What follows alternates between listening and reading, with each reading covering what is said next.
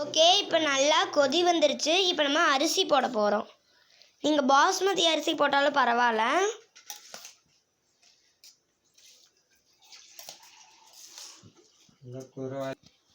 Okay, நம்ம ஃபுல்லாக போட்டுட்டு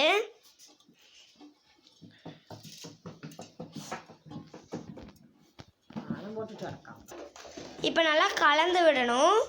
கலந்து விட்டுட்டு நம்ம க்ளோஸ் பண்ணிக்கலாம்.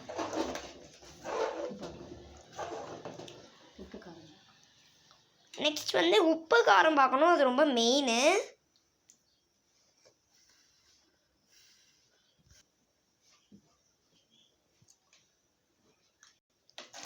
உப்பு கொஞ்சம் போடணும், காரம் போடணும். அடுத்து சிக்கன் காரம் வந்து ஏற்கனவே நம்ம 2 டைம் போட்டுக்கனாலும் அது எங்களுக்கு கரெக்டாக இருக்குது. கொஞ்சம் உப்பு மட்டும் போடணும். நல்லா கிண்டி விட்டுறணும். இதை நம்ம நல்லா கிண்டி விட்டுக்கலாம்.